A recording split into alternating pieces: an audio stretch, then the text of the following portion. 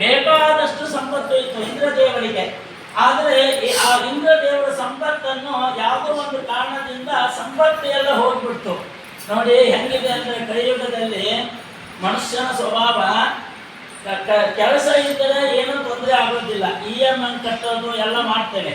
ಒಂದು ತಿಂಗಳು ಕೆಲಸ ಹೋಯಿತು ಅಂದರೆ ಬಹಳ ಕಷ್ಟ ಇದೆ, ಮನೆ ನಡೆಸೋದು ಕಷ್ಟ ಇದೆ. ಆ EMI ಕಟ್ಟುವುದರಿಂದ ನಮ್ಮ ಮನೆ ಸಂಸಾರ ನಡೆಯುತ್ತೆ. ಆದರೆ ಇಂದ್ರದೇವರ ಸಾಮ್ರಾಜ್ಯವೇ ಹೋಗಿಬಿಡ್ತು, ಅವ ಆಳುತ್ತಿರುವ ಸಾಮ್ರಾಜ್ಯವೇ ಹೋಯಿತು. ಆದರೆ ಯಾರಿಗೆ ಬೇಜಾರಾಗುತ್ತೋ ಗೊತ್ತಿಲ್ಲ. ಆದರೆ ಪತ್ನಿಗೆ ಶಶಿ ದೇವಿಗೆ ಬಹಳ ಬೇಜಾರಾಯ್ತಂತೆ. ನಮ್ಮ ಯಜಮಾನನ ಸಾಮ್ರಾಜ್ಯ ಎಲ್ಲ ಹೋಗ್ಬಿಡ್ತಲ್ಲ, ಮುಂದೆ ಬಹಳ ಕಷ್ಟ ಇದೆ ಅಂತ.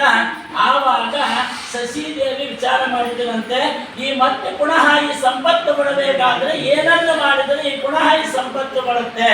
ಅದಕ್ಕೆ ಅಂದರು ವರ್ಷದಲ್ಲಿ ಮಾರ್ಗಶಿರ ಮಾಸದಲ್ಲಿ ಧನುರ್ಮಾಸ ಅಂತ ಬರುತ್ತೆ.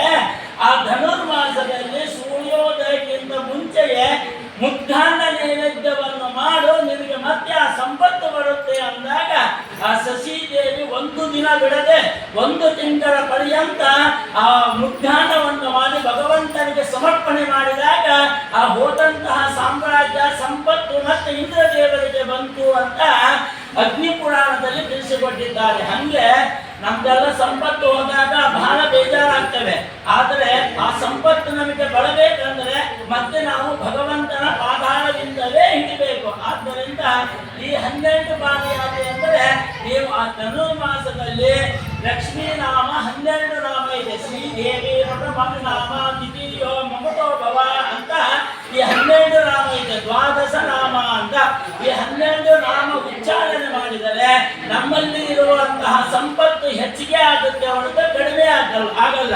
ಯಾವ ಸಂಪತ್ತು ಅಂದರೆ ನಮಗೆ ಯಾವ ಸಂಪತ್ತು ಬೇಕೋ ಈಗಿನ ಕಾಲಕ್ಕೆ ಆರೋಗ್ಯ ಎಂಬುವ ಸಂಪತ್ತು ಬೇಕು. ನಾವು ಈ ಲಕ್ಷ್ಮೀ ದೇವಿಯ 12 ನಾಮವನ್ನು ಪಠನೆ ಮಾಡಿದರೆ ನಮಗೆ ಎಲ್ಲ ಸಂಪತ್ತು ಸಹಿತ ಭಗವಂತ ಕೊಡ್ತಾನೆ.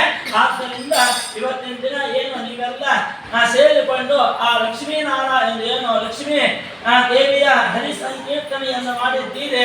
ನಿಮಗೆ ನಿಮ್ಮ ಕುಟುಂಬದವರಿಗೆ ನಿಮ್ಮ ಯಜಮಾನರಿಗೆ ನಿಮ್ಮ ಯಜಮಾನರ ಮನೆಯಲ್ಲಿ ಇವರೆಲ್ಲ ಕಳಿಸಿರ್ತಾರಲ್ಲ, ಆದರೂ ಇವತ್ತು ಬರೋದು ಬಹಳ ಕಷ್ಟ.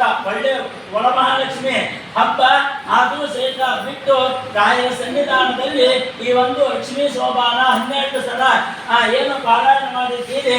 ನಿಮಗೆ ನಿಮ್ಮ ಕುಟುಂಬದವರಿಗೆ ಎಲ್ಲರಿಗೂ ಸಹಿತ ಭಗವಂತ ವಿಶೇಷವಾಗಿ ಜ್ಞಾನ ಭಕ್ತಿಯನ್ನು ಕೊಟ್ಟು ವಿಶೇಷವಾಗಿ ಅನುಗ್ರಹವನ್ನು ಮಾಡಿರಿ ಅಂತ ಭಗವಂತನಲ್ಲಿ ಪ್ರಾರ್ಥನೆಯನ್ನು ಮಾಡೋಣ.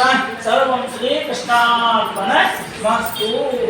ವಿಶೇಷವಾಗಿ ನಮ್ಮ HCL ಭಜನಾ ಸಂಘದವರು 5 ಜನ 4 ಜನ ಗಾಡಿ ಮಾಡ್ಕೊಂಡು ಬಂದರೆ ಅವರಿಗೆ ವಿಶೇಷವಾಗಿ ಅನುಗ್ರಹ ಆಗಲಿ.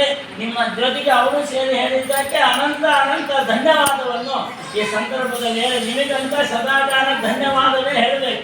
ಯಾಕಂದ್ರೆ ಇದು ಇನ್ನು 2ನೇ ಅಭಿಯಾನ ಮತ್ತೆ ಇನ್ನು 3ನೇ ಅಭಿಯಾನ ಪ್ರಾಣದೇವ